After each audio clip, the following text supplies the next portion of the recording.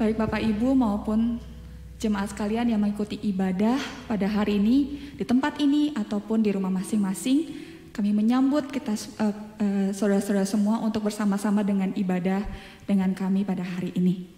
Karena itu sebelum kita memulai ibadah pada hari ini, mari sebelumnya kita menyiapkan diri kita untuk datang kepada Tuhan, memuji Tuhan dan mendengarkan firman Tuhan.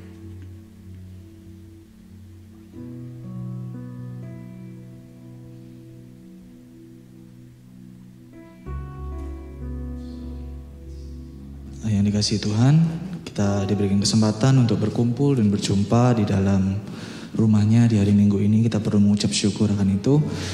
Saya mau share sedikit pagi hari ini. Beberapa waktu yang lalu saya sempat diingatkan oleh Tuhan melalui renungan yang saya baca di Markus 1 ayat 35. Berbunyi demikian.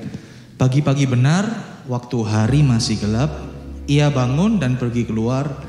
Ia pergi ke tempat yang sunyi dan berdoa di sana. Ini ceritanya Tuhan Yesus yang berdoa di Getsemani itu ya. Lewat renungan ini saya belajar pentingnya memulai hari kita dengan berdoa dan membaca firman Tuhan ya. Mari kita bersama-sama belajar untuk menempatkan Tuhan di posisi yang pertama di dalam hidup kita. Ketika kita menyembah Tuhan, kita yakin Roh-Nya akan bekerja dalam hidup kita, memampukan kita untuk bertindak seturut dengan kehendak-Nya. Mari bersama kita naikkan pujian ini, Saatku Menyembahmu.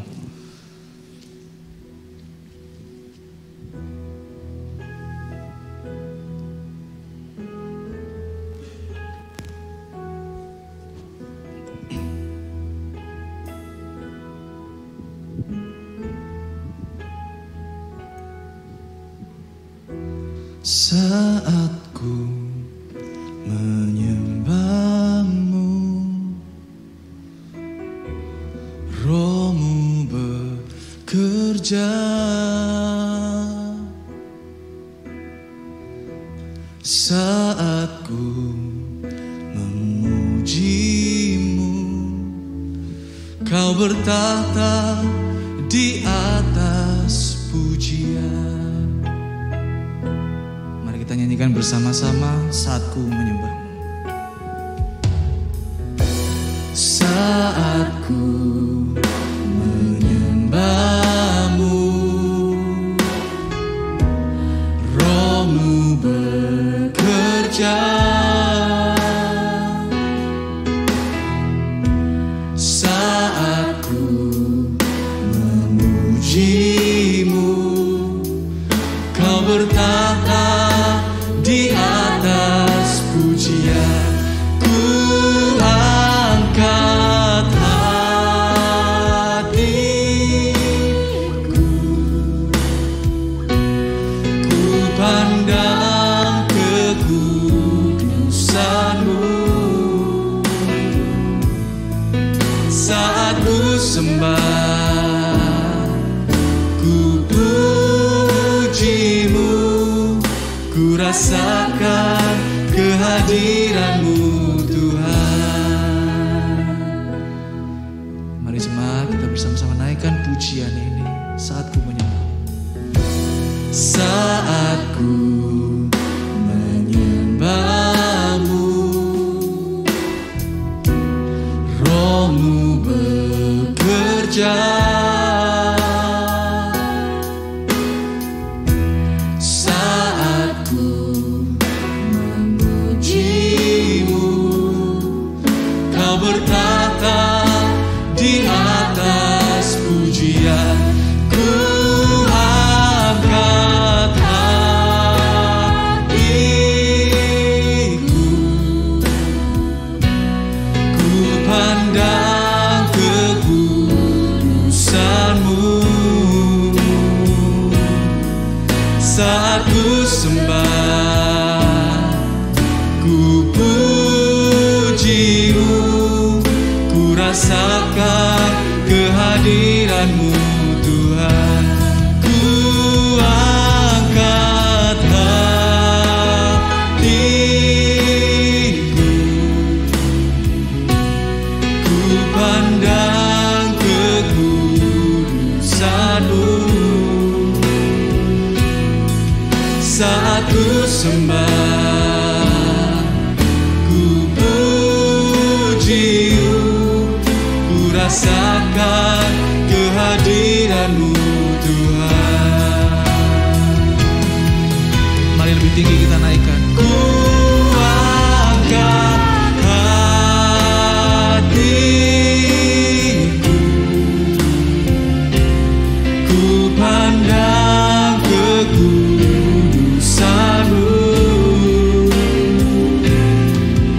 Saat ku sembah, ku puji-Mu, ku rasakan kehadiran-Mu Tuhan.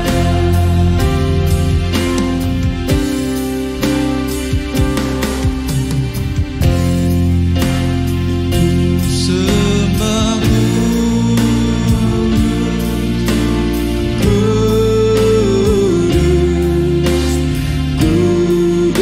Kuduslah Tuhan, dan ku sanjung Kau mulia, mulia bagi-Mu Tuhan.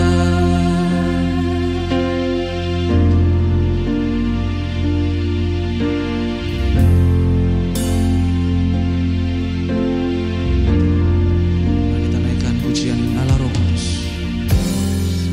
Allah Roh Kudus, penuhi kami. Ku rindu Kau selalu di dalam hidupku.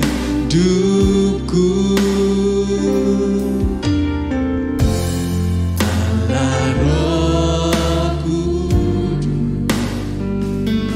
Ubah hati kami Tuhan. ubah hatiku,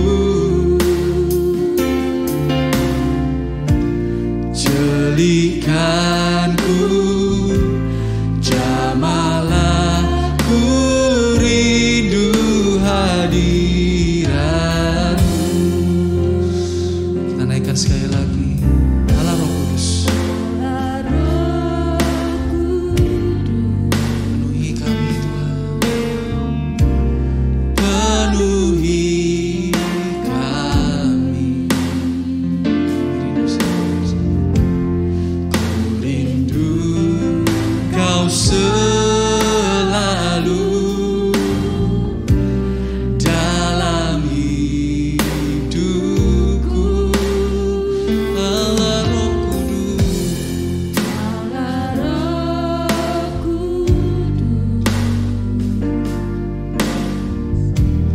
ubah hatiku,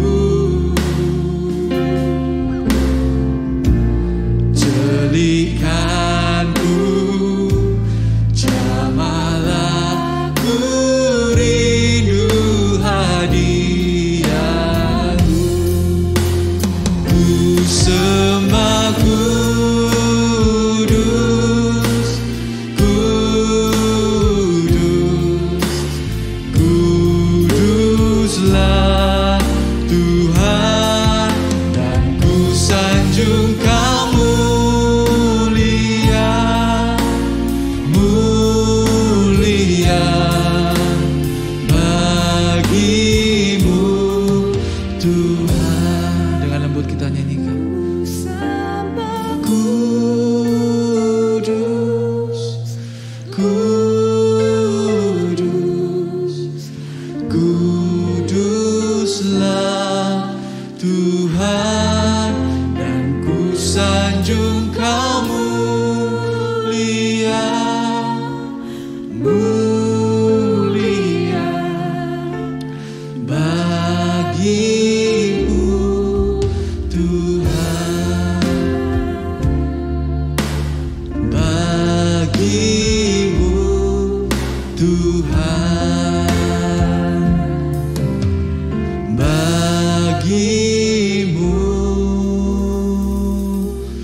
Tuhan.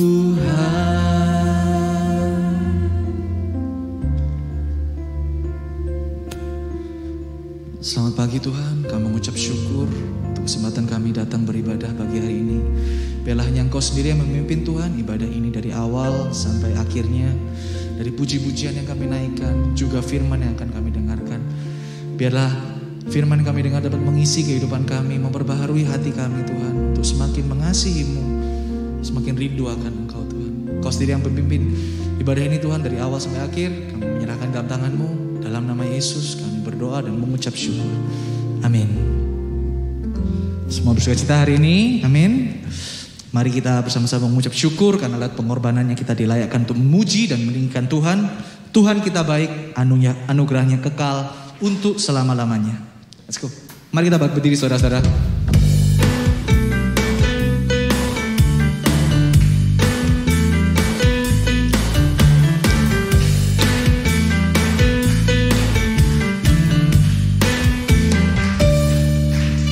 Mari masuk gerbangnya dengan hati bersyukur, halamannya dengan pujian, penuhi baitnya dengan nyanyian syukur, hadiratnya penuh sukacita. Mari masuk gerbangnya dengan hati bersyukur, halamannya dengan pujian, penuhi baitnya dengan nyanyian syukur, hadiratnya penuh sukacita. Sebab Tuhan baik, sebab Tuhan Dia baik, dan anugerahnya kekal selama-lamanya. Amin. Sebab Tuhan Dia baik, dan anugerahnya kekal selama-lamanya. Amin.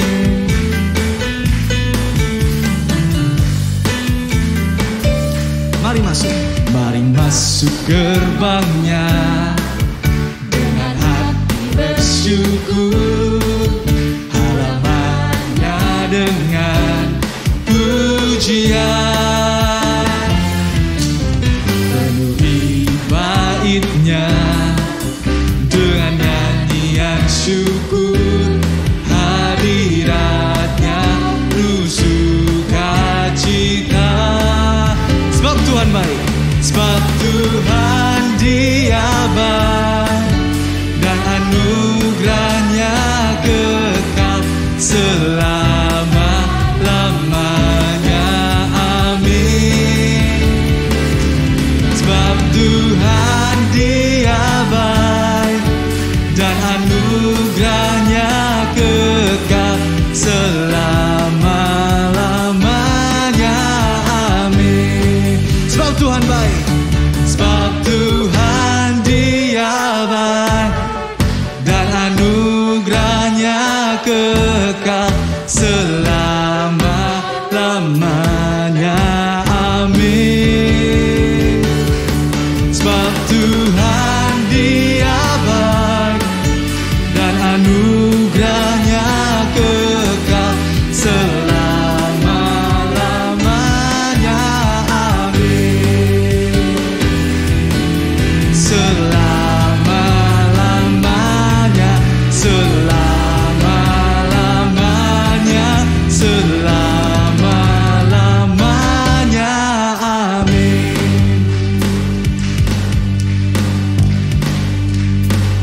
Mari kita sama-sama sorakan. Soraklah haleluya, soraklah haleluya, haleluya.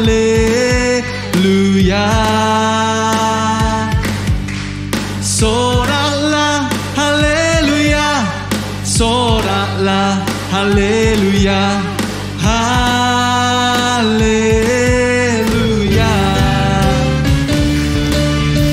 Soraklah haleluya, soraklah haleluya,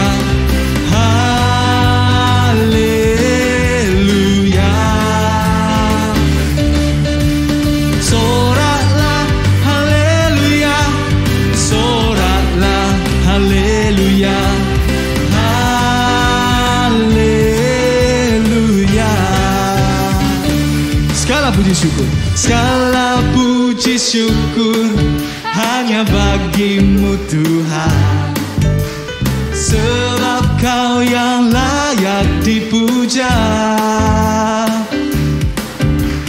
Kami mau bersorak, tinggikan nama-Mu. Haleluya. Segala puji syukur. Segala puji syukur hanya bagimu Tuhan, sebab Kau yang layak dipuja. Kami mau bersorak, tinggikan nama-Mu. Haleluya.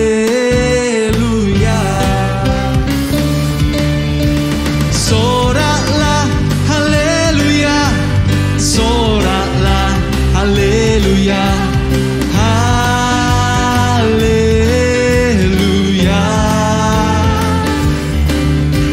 Soraklah haleluya, soraklah haleluya.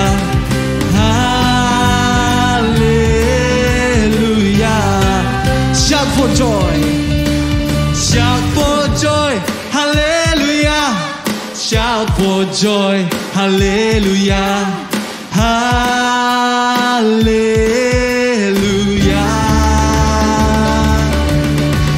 Shout for joy, hallelujah. Shout for joy, hallelujah.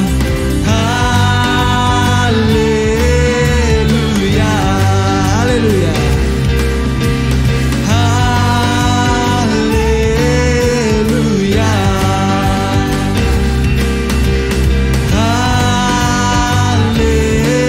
Hallelujah. Beri tepuk tangan bagi Tuhan kita. Sebelum kita duduk, mari kita bersama mengikrarkan pengakuan iman rasuli yang berbunyi demikian. Aku percaya kepada Allah, Bapa yang Maha Kuasa, Khalik langit dan bumi, dan kepada Yesus Kristus, anaknya yang tunggal Tuhan kita, yang dikandung dari Roh Kudus, lahir dari anak darah Maria, yang menderita sengsara di bawah pemerintahan Pontius Pilatus, disalibkan, mati dan dikuburkan, turun ke dalam kerajaan maut. Pada hari yang ketiga, bangkit pula dari antara orang mati, naik ke surga, duduk di sebelah kanan Allah, Bapa yang Maha Kuasa. Dan dari sana Ia akan datang untuk menghakimi orang yang hidup dan yang mati. Aku percaya kepada Roh Kudus, gereja yang kudus dan am, persekutuan orang kudus, pengampunan dosa, kebangkitan tubuh, dan hidup yang kekal. Jemaat dipersilakan duduk.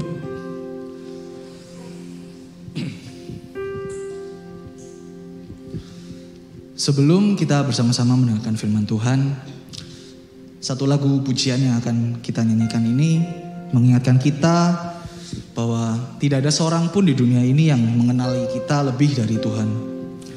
Bahkan di kitab Bilangan saja, waktu Musa diperintahkan Tuhan untuk melakukan sensus ya terhadap 12 suku Israel, Tuhan secara spesifik memerintahkan Musa untuk menulis nama satu orang satu persatu.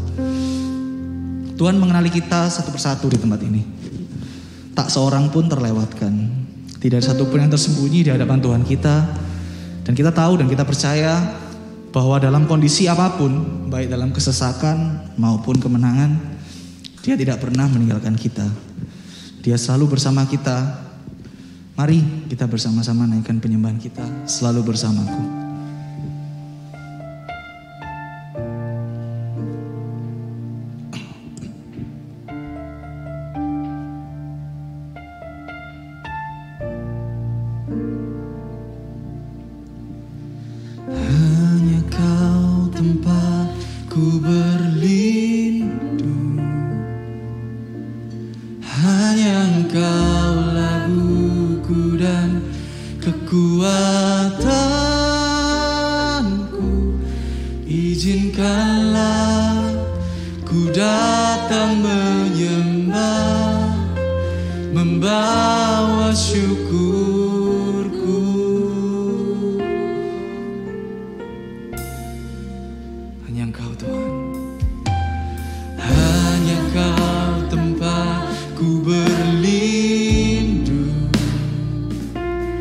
hanya Engkaulah laguku dan kekuatanku.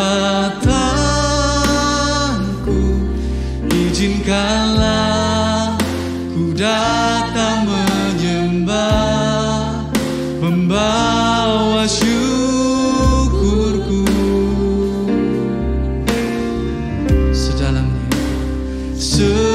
Sedalamnya hatiku Kau pun tahu, dan kasih-Mu tak jauh dalam jiwaku. Di dalam kesesakan, di dalam kemenangan, ku tahu Engkau selalu bersamaku.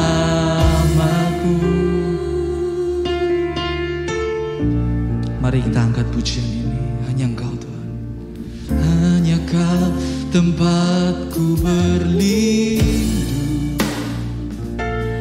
hanya Engkau laguku dan kekuatanku. Izinkanlah ku datang menyembah, membawa syukurku. Sedalamnya hatiku Kau pun tahu, dan kasih-Mu tak jauh dalam jiwaku. Di dalam kesesakan, di dalam kemenangan, ku tahu Engkau selalu bersamaku. Sedalamnya hatiku Kau pun tahu, dan kasih-Mu tak jauh dalam jiwaku. Di dalam kesesakan, di dalam kemenangan, ku tahu Engkau selalu bersamaku. Sedalamnya hatiku Kau pun tahu, dan kasih-Mu tak jauh dalam jiwaku.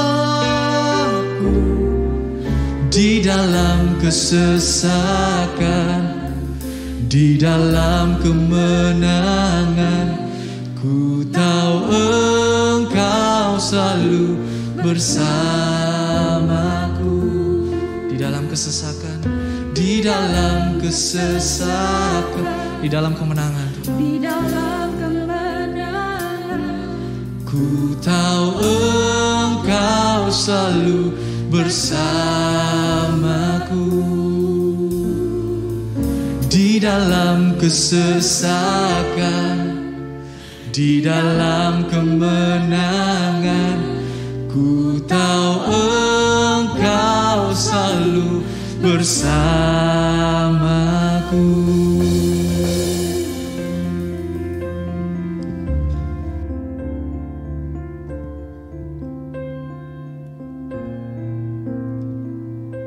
Mari kita tundukkan kepala. Mari kita tundukkan kepala dan kita berdoa. Ya Tuhan, sedalamnya hati kami Engkau tahu. Engkau tahu apa yang di pikiran kami dan apa yang kami rasakan saat ini Tuhan. Tapi di tengah mungkin pergumulan kami Tuhan, di tengah pikiran kami yang tidak tenang ini Tuhan, sekali lagi memanggil kami untuk beribadah dan menenangkan kami Tuhan di dalam dekap kasih Tuhan. Kami berdoa Tuhan, hadirlah di tengah-tengah ibadah dan penyembahan kami. Kami rindu Tuhan, nama-Mu ditinggikan dan kami boleh mendengar firman-Mu diuraikan. Kami rindu Tuhan, Injil Tuhan boleh sungguh-sungguh menguatkan hidup kami.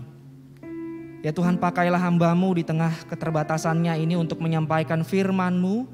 Kiranya Roh Kudus boleh membuka hati kami dan pikiran kami untuk boleh semakin hari semakin mengasihi Tuhan dan menjadi serupa dengan Engkau. Dalam nama Tuhan Yesus kami berdoa. Amin. Shalom saudara-saudara yang dikasihi oleh Tuhan. Selamat pagi. Saya menyapa baik saudara yang datang ke tempat ini walaupun juga ada teman-teman kita di rumah.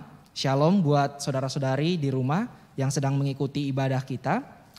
Hari ini kita akan membahas sebuah tema yang saya beri judul Becoming a True Worshipper, atau menjadi seorang penyembah yang sejati, menjadi seorang penyembah yang benar gitu ya. Mari saya mengajak kita untuk membaca firman Tuhan yang terambil di dalam Roma pasalnya ke-12 ayatnya yang pertama sampai kedua. Ya. Jikalau saudara sudah menemukannya, bisa membaca bersama dengan saya. Saya akan bacakan buat kita semua. Karena itu, saudara-saudara, demi kemurahan Allah, aku menasihatkan kamu supaya kamu mempersembahkan tubuhmu sebagai persembahan yang hidup, yang kudus, dan yang berkenan kepada Allah. Itu adalah ibadahmu yang sejati. Janganlah kamu menjadi serupa dengan dunia ini, tetapi berubahlah oleh pembaharuan budimu, sehingga kamu dapat membedakan manakah kehendak Allah, apa yang baik, yang berkenan kepada Allah, dan yang sempurna. Saudara, hari-hari ini saya sering menjumpai ada sebagian orang Kristen yang percaya, ya, kalau mereka itu sudah datang ke dalam gedung gereja, mereka datang untuk beribadah, atau mungkin yang lebih sesuai dengan konteks kita hari-hari ini, mungkin saudara-saudari kita yang di rumah, yang sedang mengikuti secara online, secara daring, ibadah di gereja. Nah, kalau mereka itu ya, orang-orang Kristen kebanyakan ini sudah nonton gitu ya, tayangan ibadah gereja via YouTube misalnya ya. Nah, itu akan memberikan sebuah pemaknaan kita sudah melakukan ibadah gitu ya kepada Tuhan ya. Dan kemudian memberikan dana berupa dana misalnya ke gereja. Itu artinya kita sudah melakukan kewajiban atau tanggung jawab ibadah kita kepada Allah. Di sisi yang lain ya, di dalam gereja sendiri, yang saya maksudkan di sini khususnya adalah para pelayan ya, para hamba Tuhan dan juga yang melayani. Seringkali kita dapati di beberapa gereja ada ucapan selamat hari Minggu gitu ya. Kemudian selamat beribadah. Itu biasanya di awal dari ibadah itu dimulai. Nah, saudara, ucapan ini digemakan setiap ibadah hari Minggu ya, tepatnya di awal, sehingga akhirnya merasuk dalam benak jemaat ya, sadar atau tidak sadar bahwa saya beribadah ya di hari Minggu itu gitu. Maka ada saya pernah dengar juga ya, ada yang mengkritik gitu, katanya tulisan selamat ibadah tuh harusnya ditempelkan setelah jemaat keluar katanya dari gedung gereja gitu. Jadi selamat beribadahnya bukan hanya datang tetapi juga keluar gitu. Ada pengutusan gitu. Selamat beribadah di luar, kurang lebih gitu. Nah, saudara, sebelum lebih jauh ya, saya ingin mengklarifikasi tentunya bahwa saya tidak sedang mengatakan bahwa adalah salah gitu ya. Kalau saudara mengucapkan selamat hari Minggu, selamat beribadah, saya tidak sedang mengatakan bahwa itu salah, dan juga saya tidak sedang mengatakan adalah salah kalau saudara itu percaya datang ke gereja ya, kemudian mengikuti ibadah entah itu daring maupun fisikal, maka itu adalah bentuk ibadah kita kepada Allah. Saudara, saya tidak sedang mengatakan itu semua salah, tetapi yang menjadi masalahnya dan juga yang saya kira dicela oleh Alkitab adalah ada sebagian orang Kristen yang hari-hari ini saudara mengerdilkan pengertian ibadah itu hanya sebatas ibadah di hari Minggu. Saudara, betapa sedihnya kalau kita mengerdilkan pengertian ibadah itu hanya sebatas memberikan persembahan yang dalam tanda kurung adalah hanya berupa dana, atau kita hanya melakukan aktivitas-aktivitas keagamaan saja tanpa kita memiliki hasrat, tanpa kita memiliki cinta untuk menjumpai Allah dengan mempersembahkan diri kita itu sebagai ibadah. Baik itu di dalam ibadah hari Minggu maupun saudara melakukan beribadah di rumah. Kalau begitu apakah boleh saudara, mungkin ada yang terlintas berpikir seperti ini ya. Ya sudah, kalau gitu saya hanya mau datang ke gereja ya. kalau saya itu mau gitu. Kalau saya itu ada hati yang sungguh-sungguh saya mau mencari Tuhan, maka saya mau datang ke gereja. Atau kalau hati saya itu udah siap dan rasa-rasanya hidup saya itu udah menyenangkan Tuhan. Nah, itu baru saya datang ke gereja. Saudara, saya kira pikiran ekstrim seperti itu juga adalah keliru ya. Sebab siapa di antara kita yang bisa menjamin gitu ya, bahwa kehidupan saudara akan baik-baik saja.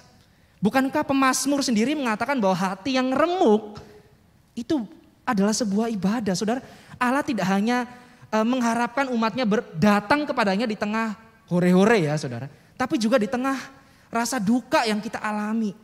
Rasa sedih dan pahit yang kita hadapi. Saudara, Allah pun menerima dan menyambut saudara dan saya di tengah situasi seperti itu. Saudara, ditambah lagi Alkitab justru menunjukkan kepada kita kalau ada begitu banyak manfaat rohani yang bisa saudara terima ketika saudara rutin mengikuti ibadah di hari Minggu. Sekalipun ya saudara, mungkin di antara kita ada yang memiliki hati yang tidak siap, yang sedang tidak stabil, pikiran yang tidak tenang. Saudara, misalnya saya ambil kata-kata Paulus ya di dalam 1 Korintus 14 ayatnya 24 sampai 25 ya. Nah, Paulus itu mengatakan gini kepada jemaat di kota Korintus pada waktu itu. Bahwa orang-orang yang tidak percaya atau orang non-Kristen pun itu bisa menerima manfaat rohani di dalam ibadah orang-orang Korintus di hari Minggu. Paulus mengatakan begini, tetapi kalau semua bernubuat, lalu masuk orang-orang yang tidak beriman atau orang baru, ia akan diyakinkan oleh semua dan diselidiki oleh semua. Segala rahasia yang terkandung di dalam hatinya akan menjadi nyata sehingga ia akan sujud menyembah Allah dan mengaku, sungguh Allah ada di tengah-tengah kamu. Jadi begini saudara, kalau Paulus mengatakan ada manfaat gitu ya di dalam ibadah hari Minggu, masakah ada di antara saudara dan saya yang hanya mau datang beribadah saat hidup kita itu sedang baik-baik saja? Tentu saja tidak begitu, bukan? Saudara, karena itu saya mengajak dan menyambut bagi saudara-saudara yang tidak benar-benar berhalangan untuk mari kita terus berpartisipasi secara rutin di dalam ibadah kita di hari Minggu. Lagi pula saudara, akhir-akhir ini saya banyak merenungkan tuh begini. Saudara, seringkali kita berpikir apa yang saya tahu dan apa yang saya percayai itulah yang mempengaruhi hidup kita. Saudara, ternyata tidak demikian. Mengapa? Saya juga berpikir gini. Apa yang kita ikuti setiap harinya atau apa yang kita lakukan setiap harinya, bahkan tanpa kita mengetahuinya terlebih dahulu, saudara percaya apa tidak itu pun juga mempengaruhi dan membentuk hidup kita. Itulah mengapa mengikuti ibadah pada hari Minggu secara rutin itu sangat penting di dalam membentuk atau dengan kata lain memformat kembali kehidupan saudara dan saya. Saudara, di sisi sebaliknya yang ekstrim ya, saudara dan saya bisa saja menemukan ada orang-orang Kristen tertentu yang dia tahu tentang Tuhan, dia percaya tentang Tuhan, tetapi hidupnya tidak jauh berbeda dari dunia ini. Mengapa? Sebab sadar tidak sadar, ia lebih banyak mengikuti pola budaya yang buruk di sekitarnya. Saudara, alasannya karena ia lebih mengikuti, entah ia sadar atau tidak sadar, gaya hidupnya itu lebih menyerupai dunia yang dimaksud seperti oleh Paulus ya. Dunia yang sudah jatuh di dalam dosa ini. Maka saya kira tepat apa yang dikatakan oleh seorang rapper Kristen ya. Ini rapper, keren nih. Mungkin saudara-saudara ada yang terpanggil sebagai rapper gitu. Bisa mengikuti jejak dari Shailene ini ya. Ya, Shailene ini pernah berkata begini. If we have theology without doxology, we have dead orthodoxy. If we have doxology without theology, we have idolatry. Saudara, kalau terjemahannya kurang lebih gini. Jika kita itu memiliki teologi ya, tetapi tanpa doksologi di sini artinya hidup kita yang memuji Tuhan, maka kita itu sebenarnya memiliki ortodoksi yang mati. Ortodoksi itu identik dengan iman Kristen yang benar gitu. Saudara, percuma saudara tahu yang benar tetapi saudara tidak bisa memuji Allah dengan benar. Dan sebaliknya saudara, kata Shailene, jika kita itu memiliki doksologi ya, pujian, kita menyembah Tuhan, tetapi kita tidak memiliki teologi, maka kita itu sedang menyembah Tuhan yang kita pikirkan itu sendiri. Saudara, bagaimana mungkin kita mau menyembah Allah yang benar, tetapi kita tidak mau gitu ya mengetahui yang benar tentang dia. Saudara kayak saudara memacari anak orang gitu ya. Tapi saudara gak pingin tahu tentang dia. Yang penting kita jalan-jalan aja ke mall, yang penting kita nonton dan sebagainya. Saudara, status atau pengenalan itu tidak penting. Nah, saudara kurang lebih seperti itu ekstrimnya. Jadi saudara mau menyembah Allah seperti apa gitu. Saudara, ibadah itu sebenarnya sungguh hal yang krusial dan sangat penting di dalam kehidupan Kristiani kita. Bahkan saudara, kehidupan kita sendiri itu pun itu sebenarnya bisa diparalelkan, disejajarkan dengan ibadah kita kepada Allah. Saudara, itulah mengapa hari ini saya mau mengajak saudara dan saya untuk merenungkan kembali apa sih artinya kita menjadi seorang penyembah yang sejati. Becoming a true worshiper. Saudara, minggu lalu kita sudah mendengar dari Pendeta Sucipto bahwa penyembahan yang benar itu sebenarnya dimulai dari dalam gitu ya. Menyembah dalam roh dan kebenaran gitu. Sekalipun ia dimulai dari dalam, tetapi ia juga bisa diekspresikan keluar gitu ya. Nah, di minggu ini saya menyambung apa yang sudah dikhotbahkan oleh Pendeta Sucipto, yaitu tentang bagaimana kita ya itu menjadi seorang penyembah yang sejati. Gitu. Bagaimana yang dikatakan oleh Paulus di dalam surat Roma. Untuk itu kita akan berfokus pada ayat yang pertama yang mengajarkan kepada saudara dan saya bahwa untuk menjadi seorang penyembah yang sejati, saudara, yang pertama itu adalah kita perlu untuk menjadi pribadi yang tahu bahwa hidup ini adalah dari, bersama, dan untuk Allah. Itu yang pertama. Yang kedua, saudara menjadi pribadi yang berbeda dari dunia ini, atau yang Paulus katakan yang kudus di hadapan Allah. Dan yang ketiga, saudara, menjadi pribadi yang taat pada kehendak Allah atau yang berkenan kepada Allah. Saudara, kalau kita perhatikan di awal dari surat Roma pasal 12 ini, maka ada satu kata penghubung ya yang penting, yang berfungsi sebagai engsel gitu ya, kayak engsel pintu. Yang menghubungkan antara apa yang dia bahas sebelumnya dengan apa yang dia bahas sekarang gitu ya. Ini menunjukkan pergeseran mood dari indikatif ke imperatif gitulah. Apa yang terjadi dengan apa yang harusnya saya lakukan sekarang gitu. Rasul Paulus itu mengatakan bahwa ada alasan dibalik dari nasihat yang ia berikan. Yaitu dengan kata karena itu, therefore gitu ya. Di ayat yang pertama.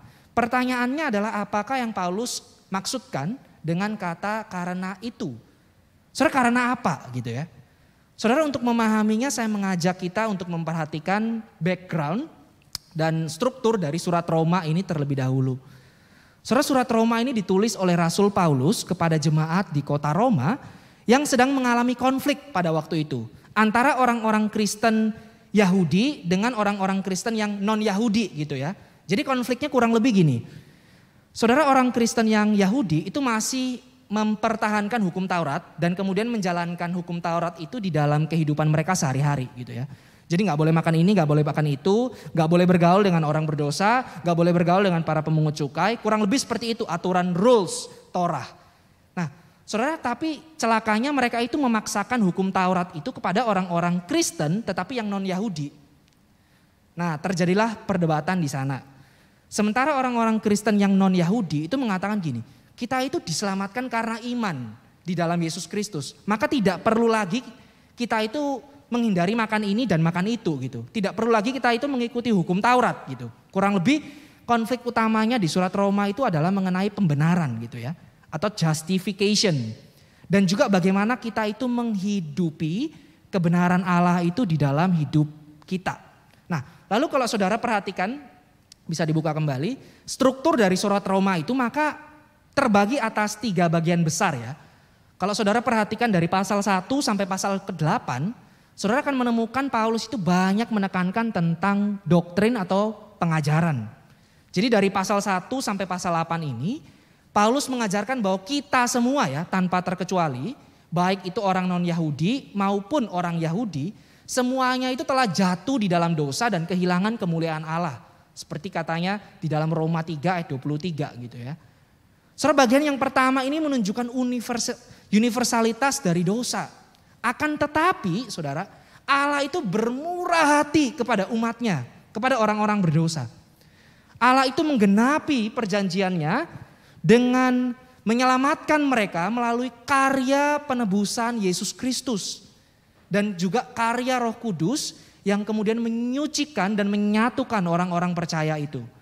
Setelah pasal 1 sampai 8 ini, kalau saudara perhatikan di pasal 9 sampai pasal ke-11, ini bagian yang kedua. Nah, Paulus itu banyak menjelaskan tentang identitas Israel sebagai umat pilihan Allah serta kedaulatan Allah atas seluruh umat manusia.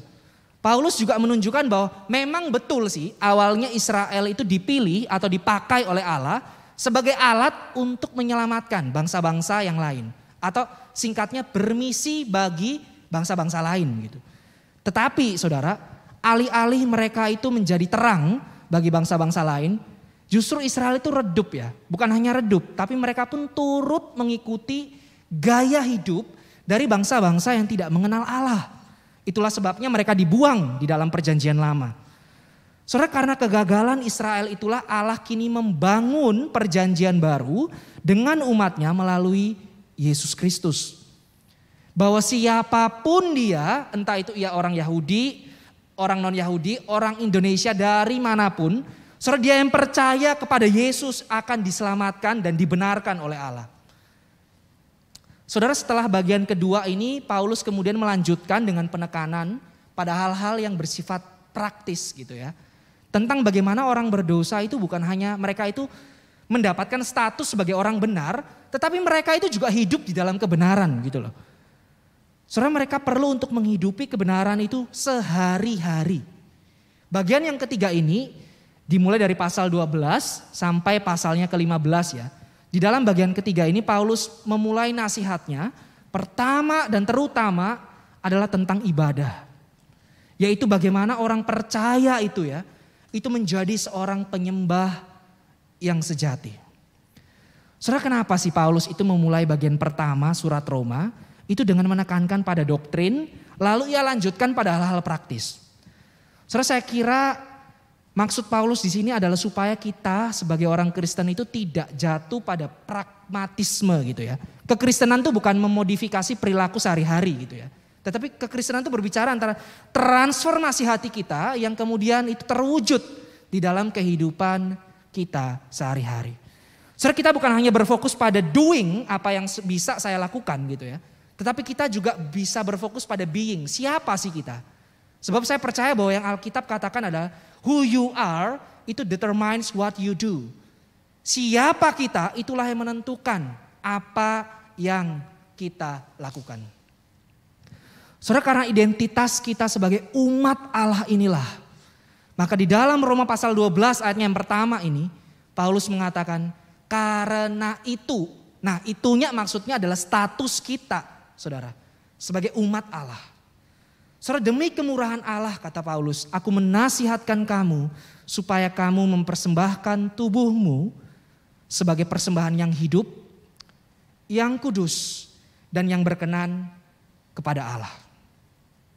Saudara, poin pertama yang dapat kita pelajari untuk menjadi penyembah yang sejati adalah dengan kita menjadi pribadi yang tahu bahwa hidup ini adalah dari, from God, with God, bersama Allah, dan for God, untuk Allah. Saudara, di dalam perjanjian lama, kalau kita membaca kitab-kitab perjanjian lama, Kejadian, Imamat ya, saudara kalau membaca konsep tentang persembahan atau penyembahan itu biasanya identik dengan memberikan korban. Entah itu ternak atau hasil panen yang dibakar. Misalnya di dalam kitab Kejadian pasal 4 kita akan menemukan kisah Kain dan Habel gitu ya. Mereka datang kepada Tuhan memberikan persembahan gitu ya. Kain itu mempersembahkan sebagian hasil panennya sebagai korban persembahan dan Habel itu memberikan kambing dan domba-domba sebagai korban persembahan. Lalu kalau kita maju lagi di dalam kitab Imamat, ada banyak penafsir yang menemukan bahwa sekurang-kurangnya itu ada 5 jenis ya korban persembahan. Ada korban bakaran, korban sajian, korban keselamatan, korban penghapusan dosa, korban penebus salah.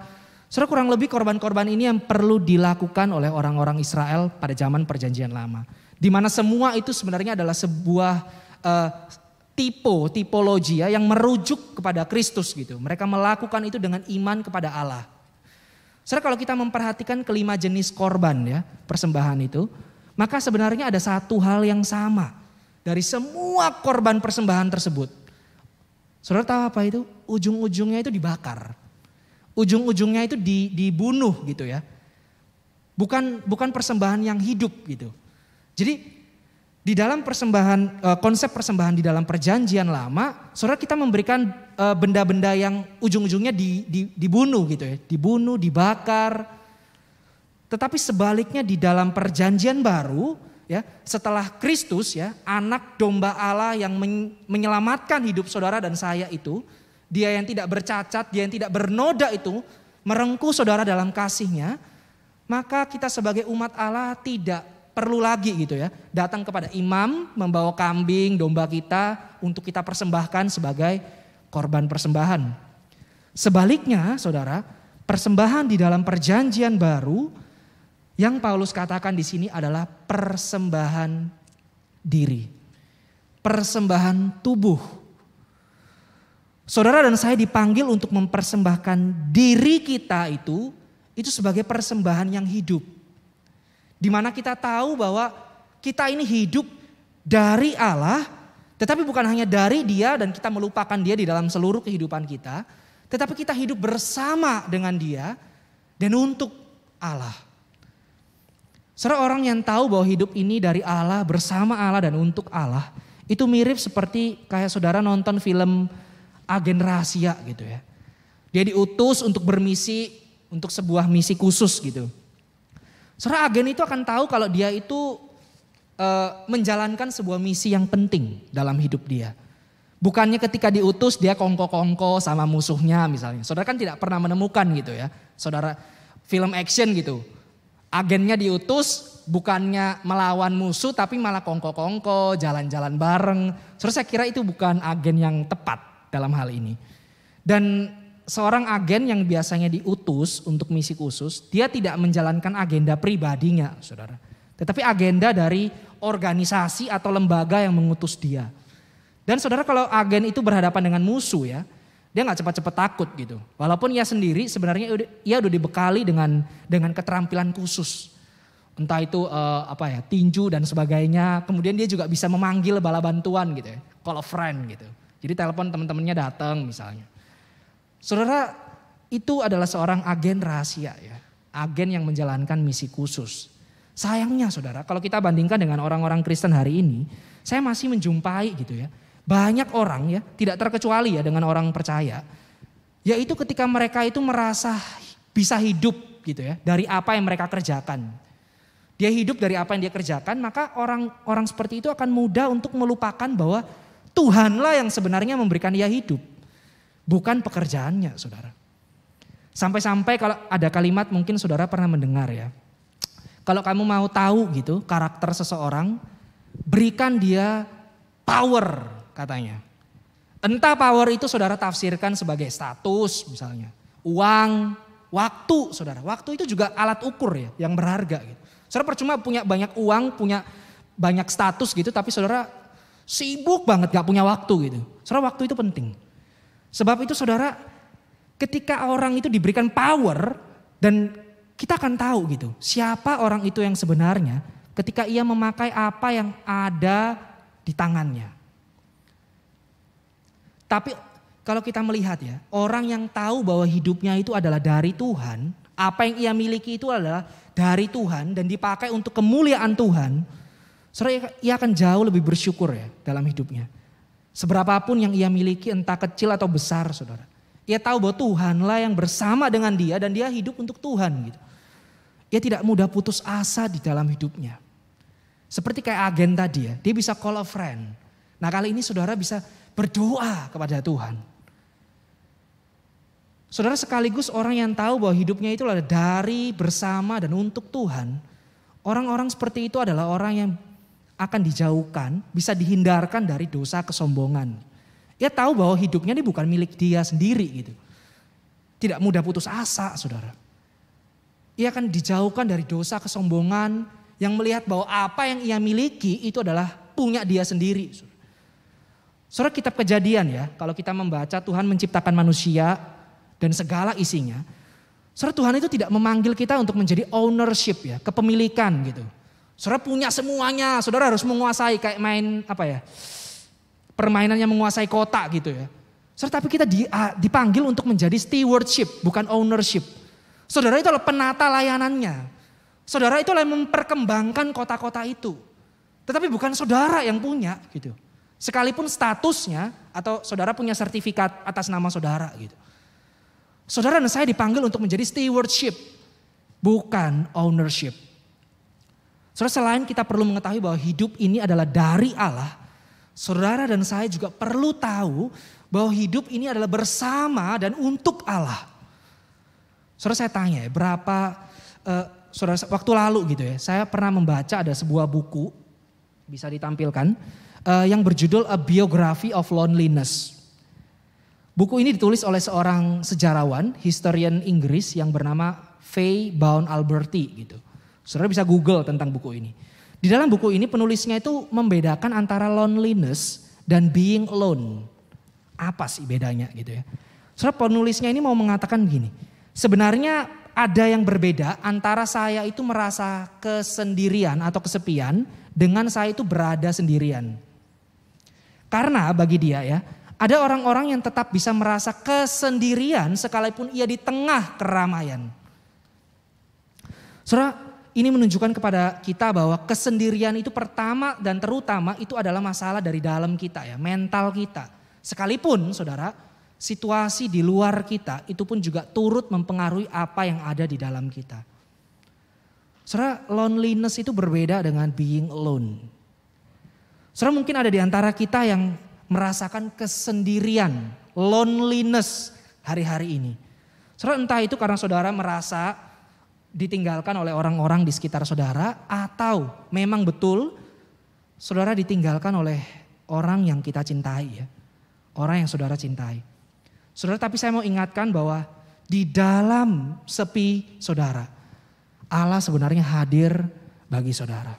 Di dalam suka maupun dukamu, saudara, Tuhan itu sebenarnya hadir di tengah kesendirian kita.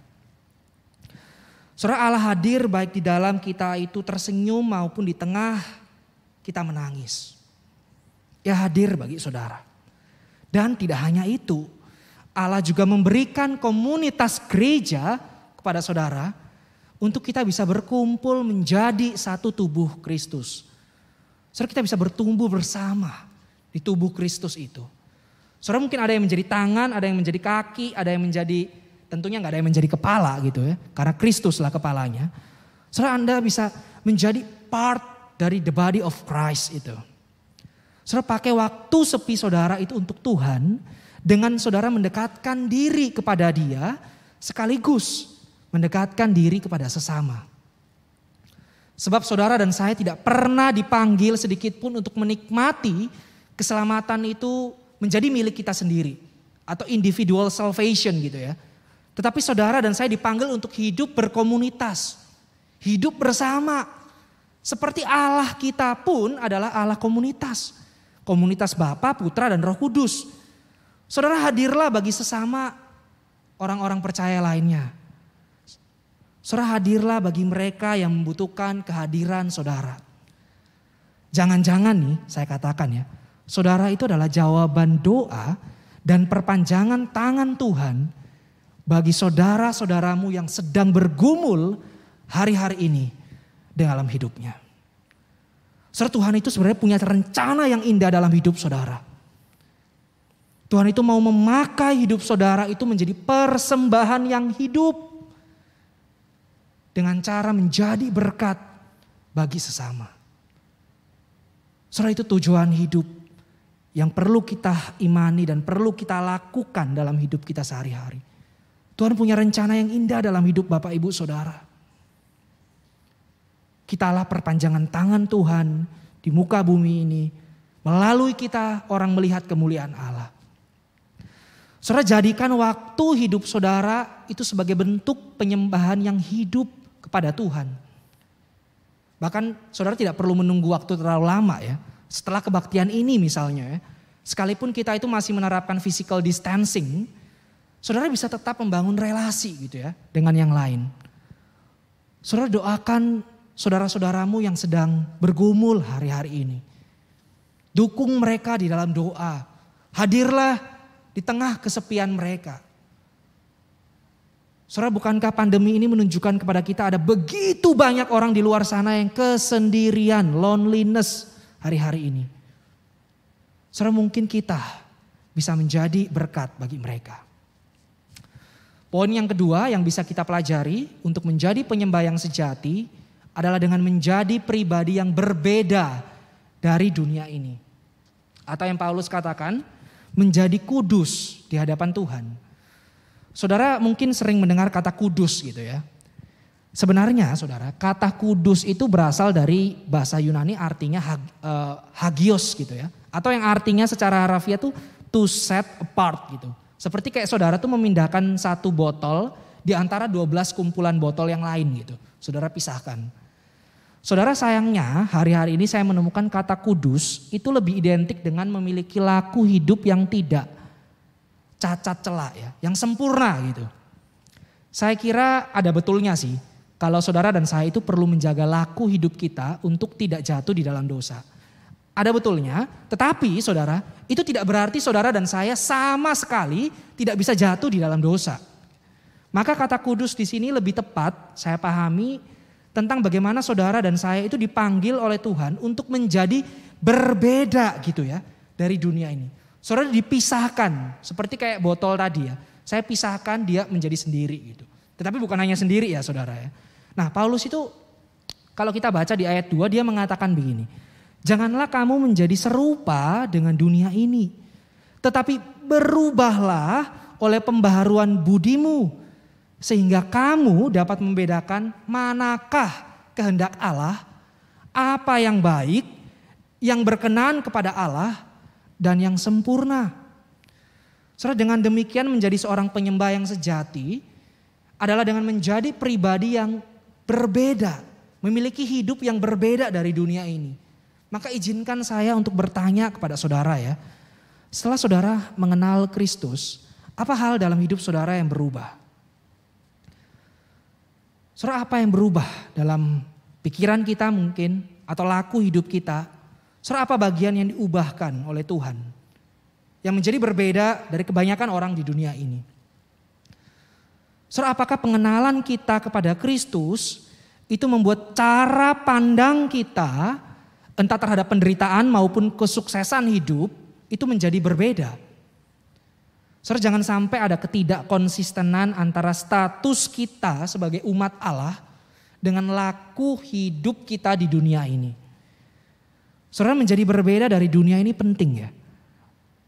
Penting sekali untuk menjadi seorang yang berbeda, artinya juga menjadi penyembah yang sejati. Karena kita tidak mungkin bisa menjadi seorang penyembah yang sejati, tetapi kita sebenarnya tidak memiliki laku hidup yang berbeda dari dunia ini.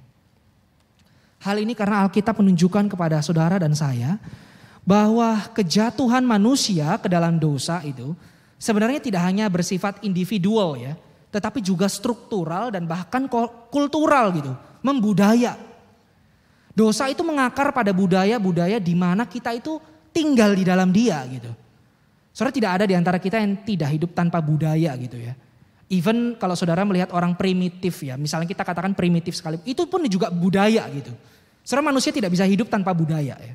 Itulah mengapa ada begitu banyak anak-anak Tuhan, saya kira, yang terperangkap di dalam budaya-budaya yang sebenarnya merusak hidup dia. Tetapi ia tidak sadar. Misalnya saya kasih contoh ya, budaya konsumerisme. Membeli itu bukan hanya sebatas kebutuhan hidup, tetapi itu untuk kepuasan hidup.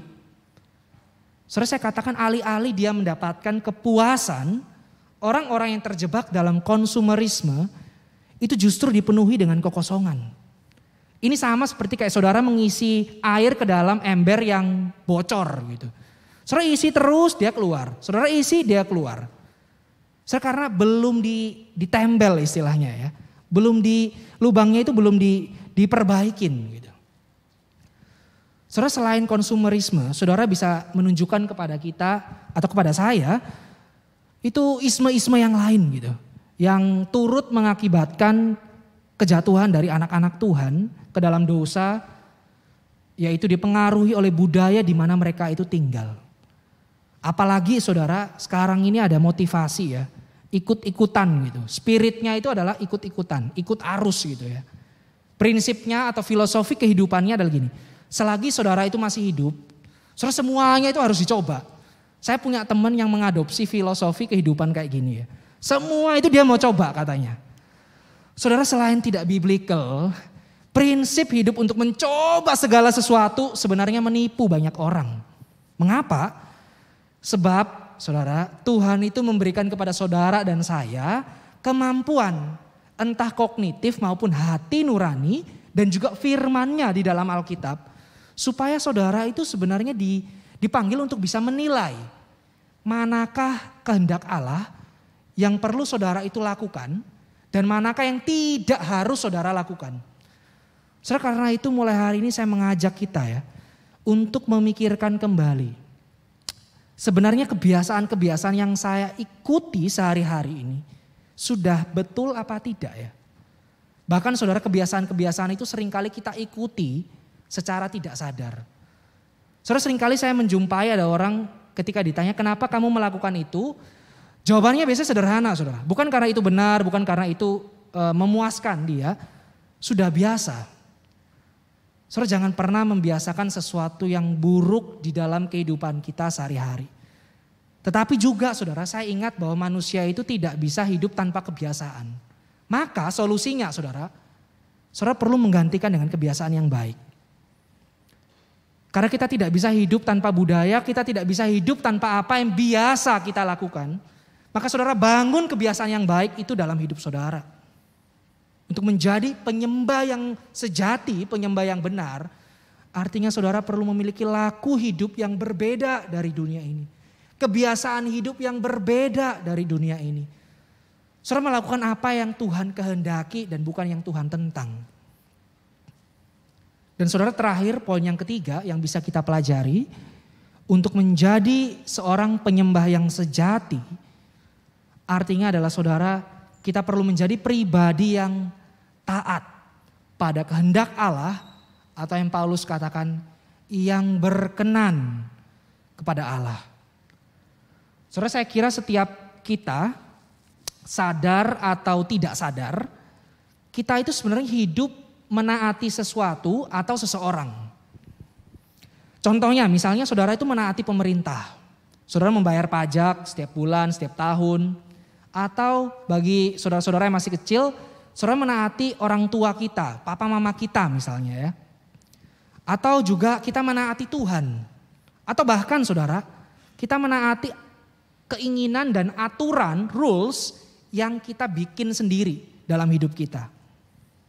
Saudara, pertanyaannya adalah apa yang terjadi kalau kita menemukan apa yang kita inginkan, apa yang kita atur itu bertentangan, berseberangan dengan apa yang Tuhan inginkan dalam hidup saudara dan saya. Saudara, kita berada dalam situasi yang berada di persimpangan jalan gitu ya. Di titik itulah saya mau katakan bahwa saudara diuji. Saudara, ujian itu tidak datang ketika semuanya itu harmoni ya. Berada berbarengan gitu. Apa yang saudara inginkan itu juga Tuhan inginkan. Apa yang saudara harapkan itu juga Tuhan harapkan. Saudara, saya kira iman kita itu akan diuji ketika saudara dan saya berada di persimpangan jalan. Tuhan di sebelah dan saya di sini gitu. Pertanyaan atau keputusan yang saudara harus pilih adalah, apakah saya itu harus memilih keputusan saya, keinginan saya, atau saya menyeberang? Saya mengikuti kehendak Dia. Saya memilih keputusan Dia. Saudara, kita tidak akan pernah menjadi seorang penyembah yang sejati jika kita tidak pernah menjadi pribadi yang taat pada kehendak Allah. Saudara, ini perlu belajar dari hari ke hari. Saya banyak menemukan ada begitu banyak orang yang minggunya datang beribadah ke gereja, saudara, tetapi hari Sabtunya dia pergi ke tempat lain. Dia mengaku sebagai umat Tuhan, Tetapi ia tidak pernah sedikit pun mau menaati apa yang Tuhan perintahkan. Kalau bisa ia pakai Tuhan untuk tujuan dia. Saudara, jelas-jelas ini bukan penyembahan yang sejati. Saudara, menjadi seorang penyembah yang sejati, ia tahu ia hidup dari Tuhan, ia hidup bersama Tuhan, dan ia hidup bukan untuk dirinya sendiri, ia hidup untuk Tuhan. Saudara, itulah mengapa saudara dan saya perlu untuk memikirkan kembali setiap keputusan-keputusan yang saudara pilih selama ini. Saudara, apakah saya ketika memutuskan segala sesuatu, entah itu yang berdampak hanya bagi diri saya atau orang lain atau keluarga saya, apakah saya memilih keputusan itu, saya sudah melibatkan Tuhan dalam hidup saya? Saudara, hal ini penting ya. Sebab siapapun saudara, kita tidak akan pernah cukup gitu ya. Untuk melihat segala sesuatu itu berjalan dengan baik, dengan keinginan kita. Saudara, ada ketidakpuasan gitu. Kalau segala sesuatu itu terjadi tidak seperti yang kita inginkan. Saudara, apakah saudara ketika berada dalam posisi seperti itu memilih posisi untuk marah, kecewa, atau saudara belajar untuk melepas apa yang sebenarnya bukan saudara pegang, apa yang bukan saudara miliki sebenarnya. Saudara, ada juga yang mengatakan begini ya, dunia itu tidak akan pernah cukup untuk ambisi kita. Tetapi dunia itu akan cukup kalau saudara dan saya itu menerimanya dengan syukur. Kita tahu bahwa kita itu dipanggil untuk stewardship ya, bukan ownership. Saudara dan saya dipanggil untuk menjadi penata layan Tuhan, mengembangkan apa yang Tuhan ciptakan dan Tuhan beri. Tetapi suatu saat kalau Tuhan mengajak saudara untuk berani melepas, saudara lepaslah itu. Sebab saudara tahu bahwa saudara dan saya dipanggil menjadi penata layannya dan bukan memilikinya seutuhnya. Demikian juga bisa terjadi pada bagaimana kita memperlakukan pasangan kita atau anak-anak kita, saudara. Akhir-akhir ini saya banyak merenung ya. Saudara, anak itu sebenarnya di satu sisi hadiah dari Tuhan, tetapi di satu sisi juga titipan dari Tuhan. Maka saudara perlu memperlakukan anak itu dengan baik. Dalam pengertian ini bukan karena ini barang milik saya gitu ya. Saya bebas untuk menentukan dia itu mau menjadi seperti apa. Tetapi saudara, itu adalah titipan Tuhan yang harus saudara rawat baik-baik. Saudara, mari kita belajar untuk melihat apa yang kita miliki itu sebagai titipan. Apa yang kita miliki itu bukan hanya untuk diri kita sendiri. Bahkan diri kita sendiri bukan hanya untuk diri kita sendiri, tetapi untuk yang lain.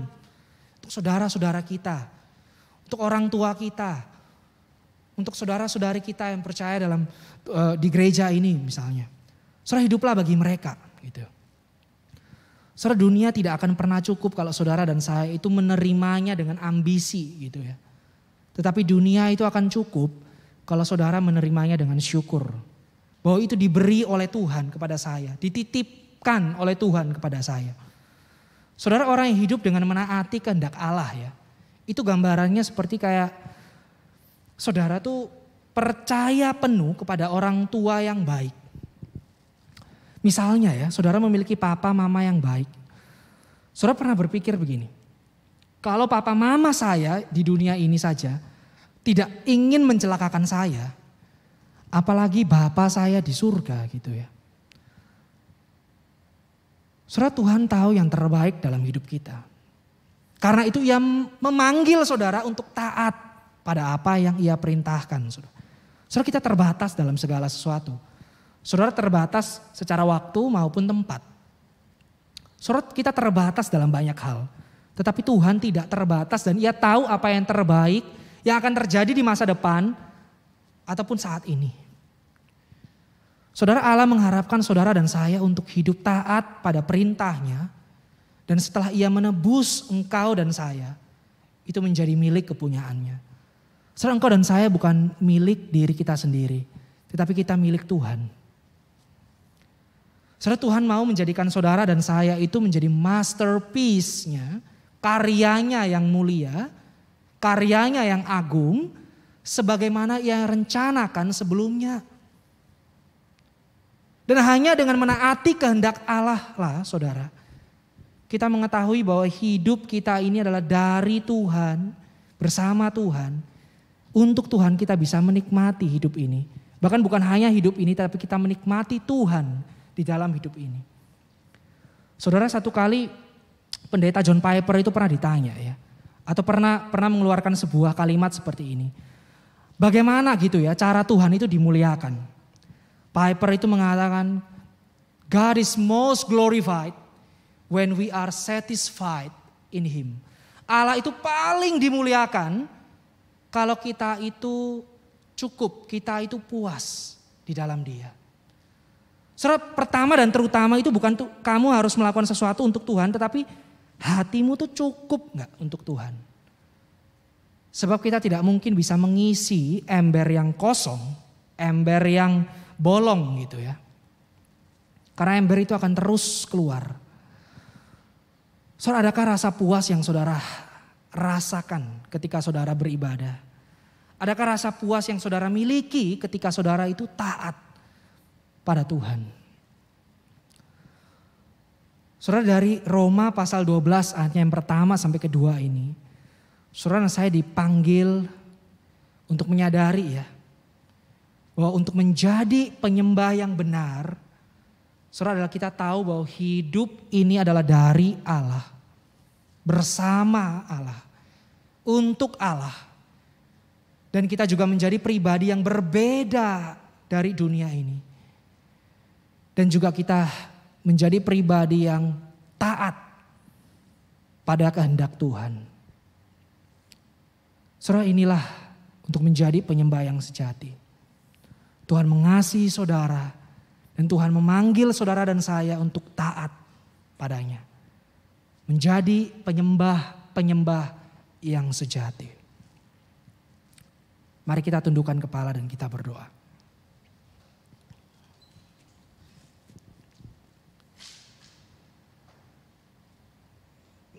Bapa di surga, kami bersyukur untuk firman Tuhan yang boleh menyapa hidup kami.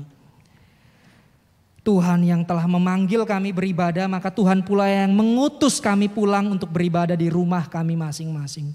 Pakai hidup kami ini menjadi persembahan yang hidup untuk-Mu Tuhan. Pakai hidup kami Tuhan.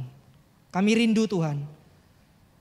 Hidup kami diubahkan. Kami menjadi pribadi yang tahu bahwa hidup ini dari Allah, bersama Allah dan untuk Allah. Dan kami mau menjadi pribadi yang taat padamu.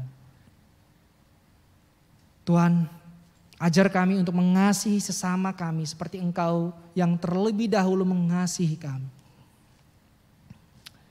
Tuhan, hamba-Mu telah selesai memberitakan firman-Mu. Kiranya Tuhan yang boleh berbicara kepada kami lebih lanjut. Kiranya Tuhan pakai momen ibadah ini untuk membentuk kembali, memformat kembali kehidupan kami. Tak lupa juga kami berdoa Tuhan untuk jemaat-jemaat-Mu di BCS ini Tuhan. Yang sedang menanti-nantikan anaknya ataupun yang sedang bergumul membesarkan anaknya. Ataupun juga di tengah keletihan kami dalam pekerjaan.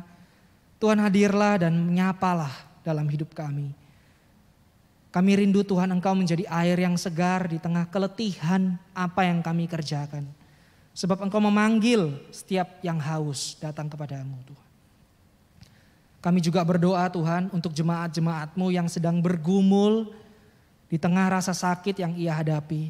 Entah itu fisik maupun mental yang ia rasakan. Tuhan, kami memohon, have mercy on us, O Lord. Berbelas kasihanlah kepada kami ya Tuhan. Tuhan, ajar kami memiliki hati untuk punya cinta kepada yang lain.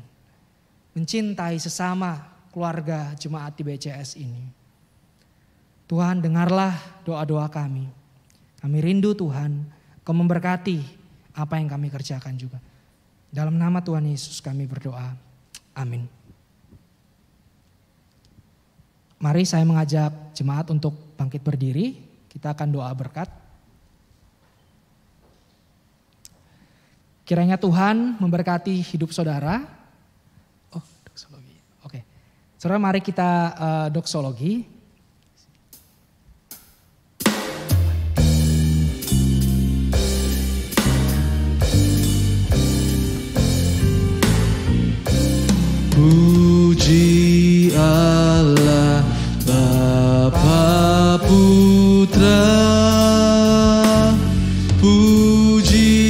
Allah Roh Kudus, ketiganya yang esa.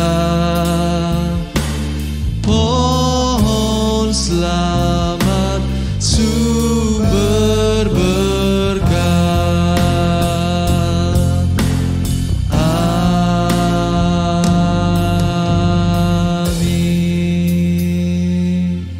Kiranya Tuhan memberkati hidup kita, dan kiranya kasih Kristus boleh melingkupi hidup kita, dan kiranya Roh Kudus akan membaharui hidup saudara sekarang dan sampai selama-lamanya.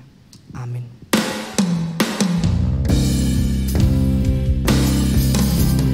Amin.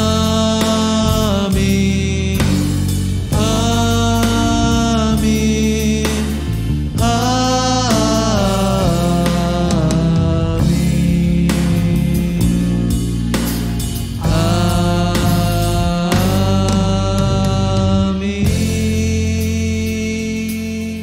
Silakan untuk duduk kembali.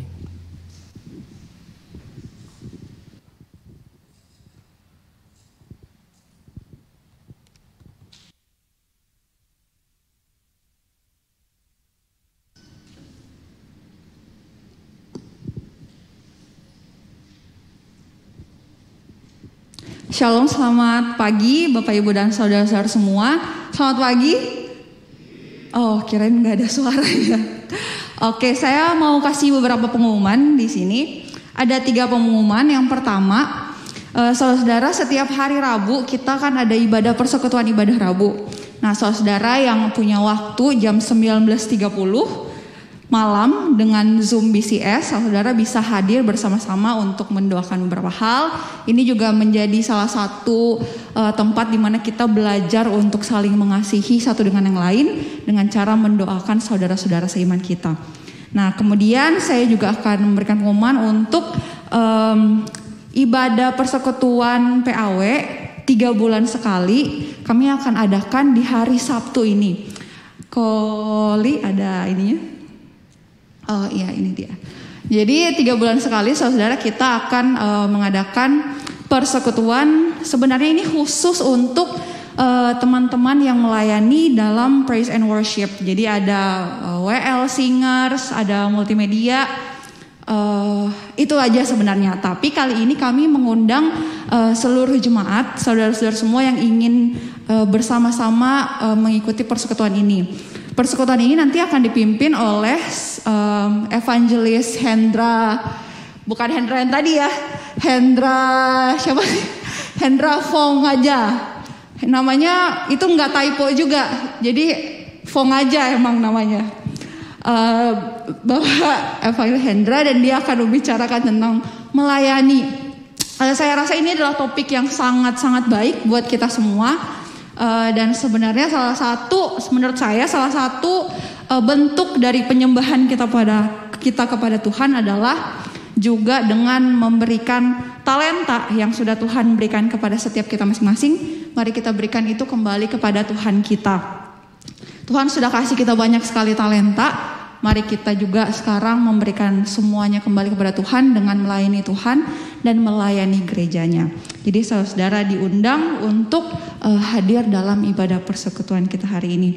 Dan yang terakhir, sesuai dengan apa pengumuman kita hari ini, 2 minggu yang lalu, mungkin beberapa dari saudara-saudara di sini ada yang mendapatkan form pengisian tentang pelayanan. Ada yang sudah mengisinya dan masih banyak yang belum mengisinya. Saya rindu dan mendorong saudara semua di tempat ini untuk dapat mengisi form tersebut. Kalau saudara-saudara belum mendapatkan form tersebut, nanti form tersebut akan kembali dibagikan. Bisa tanya kepada saya atau Bapak Gembala atau saudara yang saudara kenal di tempat ini, atau juga nanti bisa dilihat di Instagram BCS. Oke, sekian pengumuman dari saya pagi hari ini. Selamat hari Minggu, Tuhan Yesus memberkati.